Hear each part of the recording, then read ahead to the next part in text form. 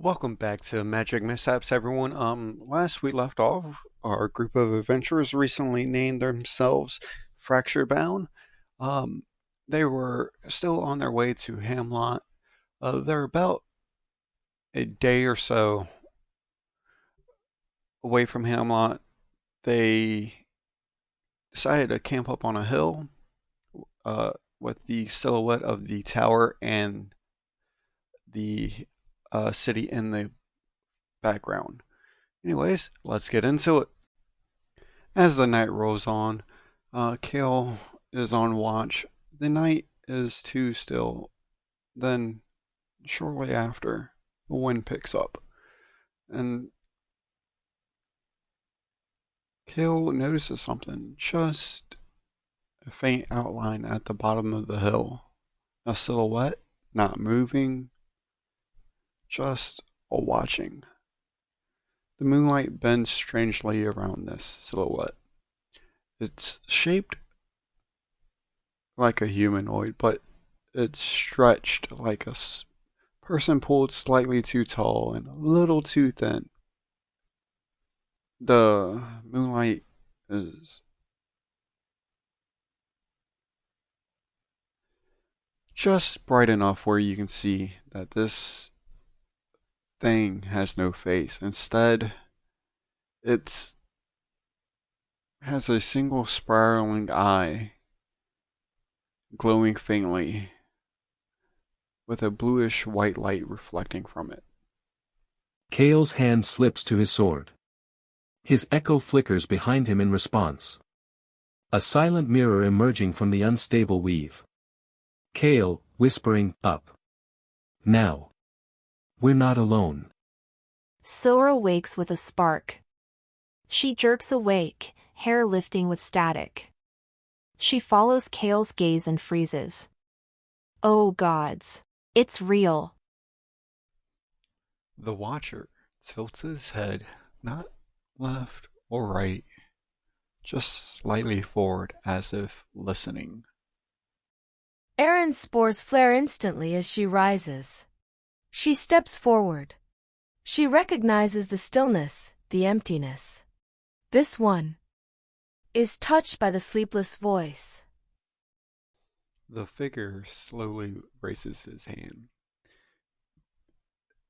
its movement smooth and impossible, like a puppet moving without strings. It points towards Hamlot, not threatening, not attacking, just indicating. And then the spiral eye brightens a cold, shimmering light. For a moment, the Fracturebound heard something. A whisper, like breath on the back of the neck. Just two words. Come here. Both Sura and Erin cover their ears. Kale takes a half step forward in front of both, and then the Watcher fades, not stepping back, not vanishing in smoke, just simply becomes thinner and less present, less real, until the night breeze blows through it, as if it was never there at all. Just faint, light footprints remained where it stood. The silence returns, but now this different. The hum of the earth grows louder for a heartbeat. Boom, boom, boom, boom. And then still. Hamlot glows in the distance. The black tower no longer flickers. It stands perfectly still, as if aware of what just happened. Kale tightens his grip. That wasn't a message. It was an invitation. Sora shivers. Sora, or a warning. Erin's spores dim. Either way, our path is chosen. The rest of the night passes unsettled. Shadows shifting on the edges of visions, but no further visitors. Morning light breaks across the ravaged horizon, washing over Hamlot in a pale gold. The black tower no longer flickers, it stands perfect, ominous, silent. The air feels cold against the skin, but heavy with the scent of magic waiting to break. The Fracturebound gather their gears, stamping out the last embers of the fire as they prepare their descent towards Hamlot. And then, as they take a few steps forward, they notice someone at the bottom of the hill as they show their eyes against the sun peeking over the rolling hills and the city.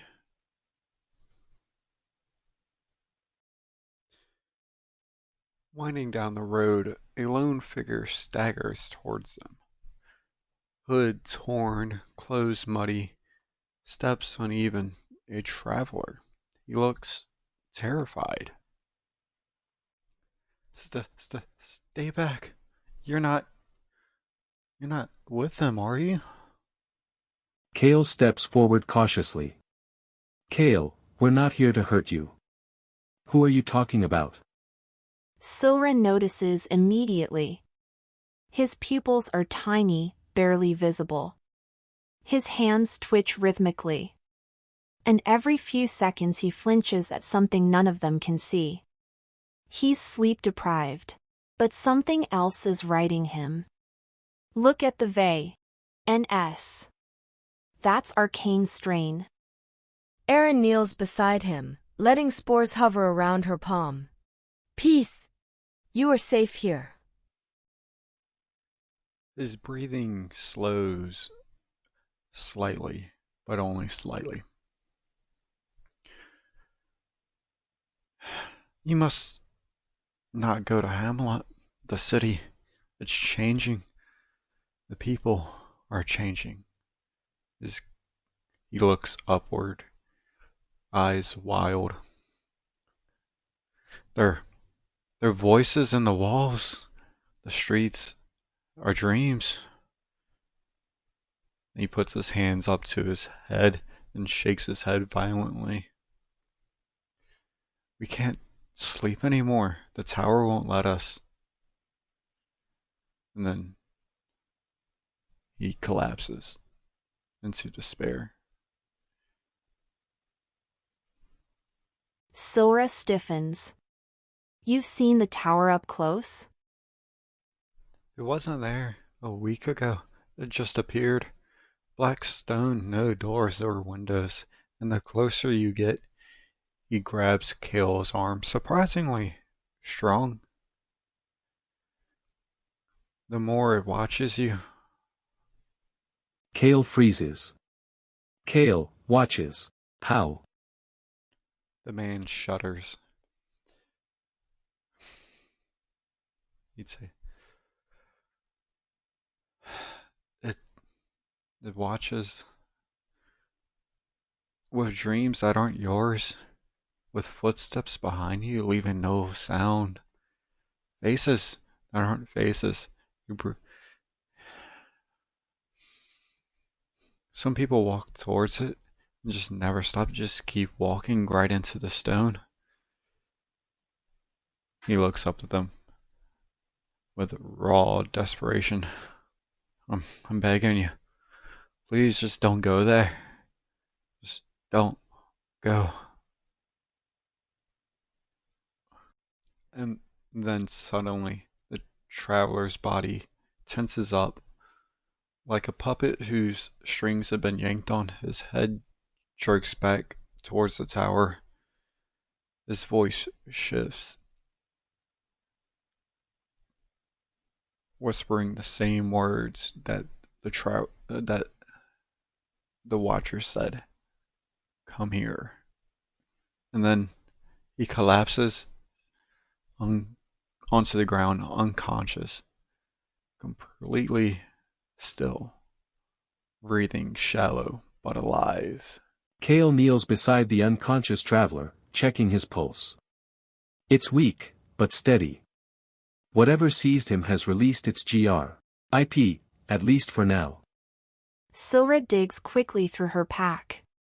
Silra, we can't take him with us. He'd slow us down, and if that voice grabs him again. She shakes her head, eyes soft.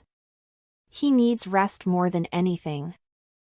Aaron nods, already unpacking cloth and stakes. Aaron, let us build him a shelter. The earth will protect those who cannot protect themselves.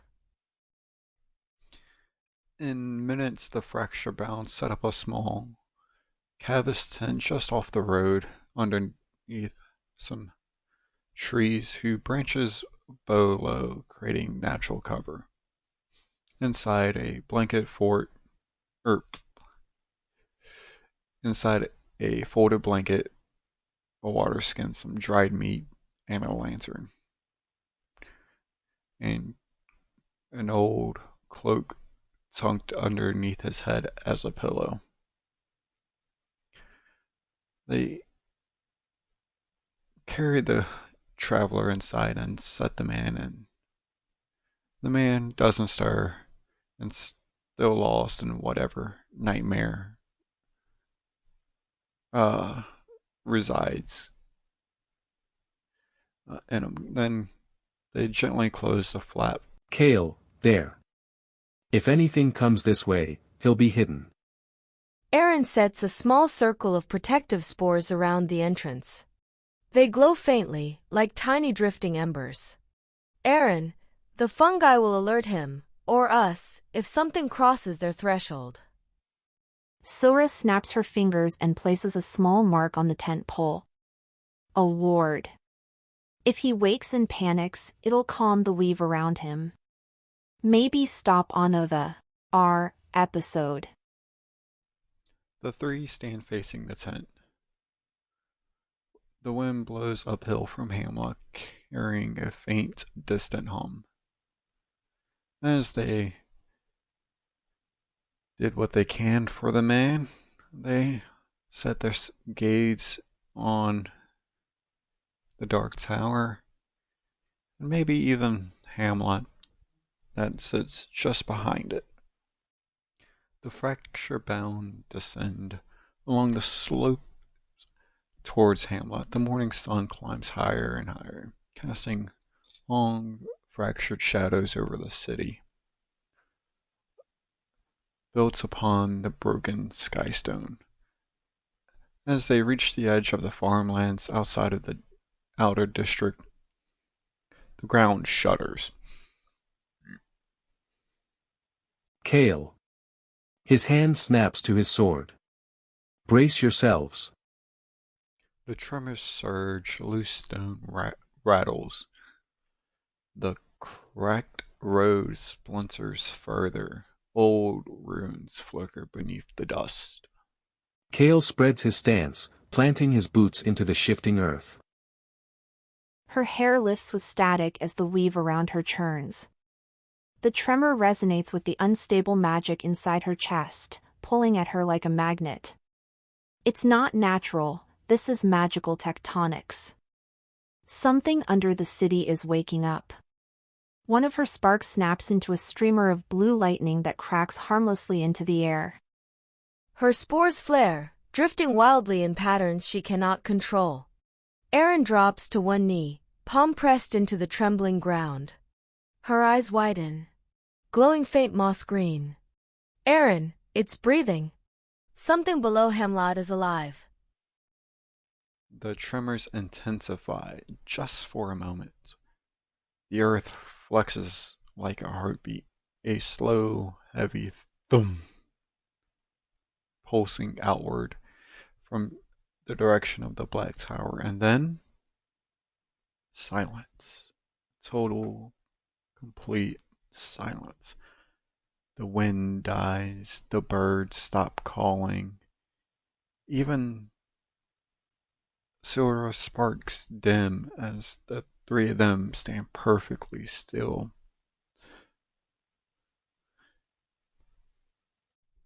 Hamlot responds from a distance. A chorus of voice ruptures, shouting and screaming. People running amongst the streets.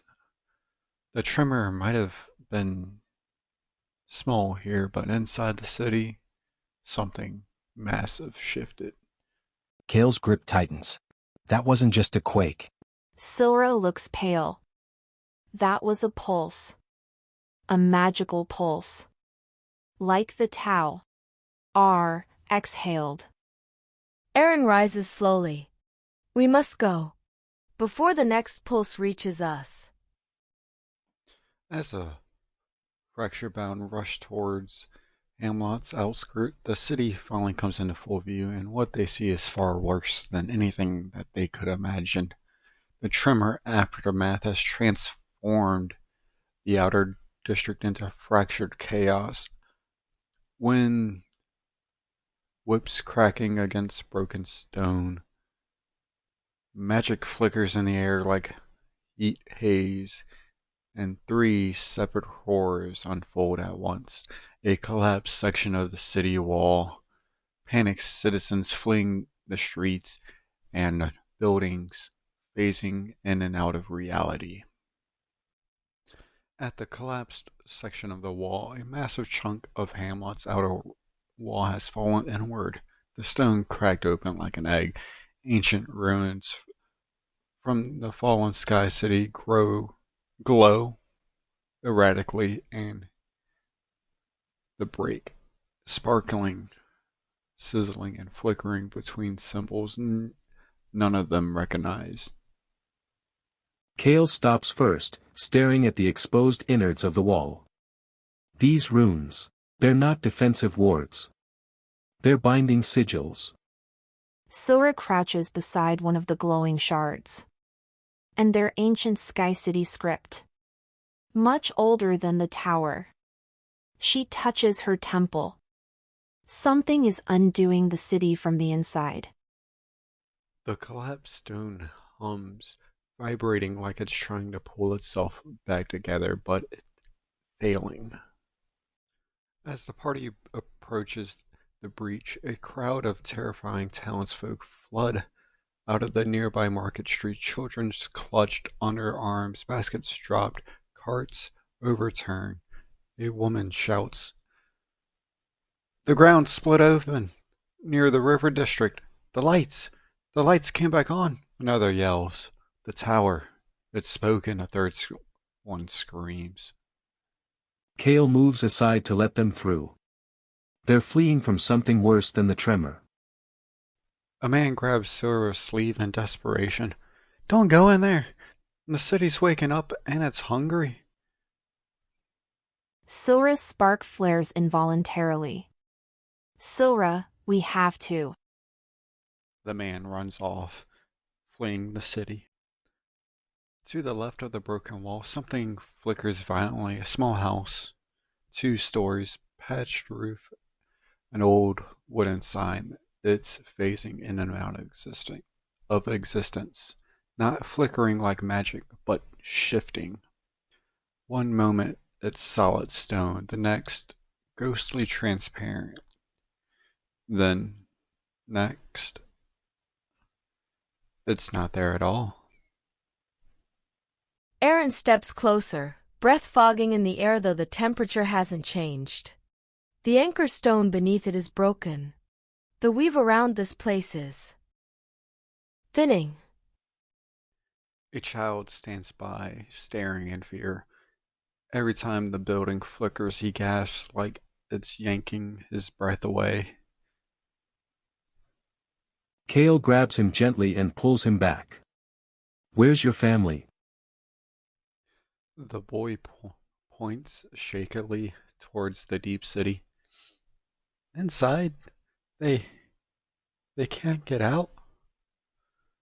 The party exchanges a grim look. Everything points one way. The collapsed walls, fleeing citizens, the buildings slipping in and out of existence. All signs converge in the same direction.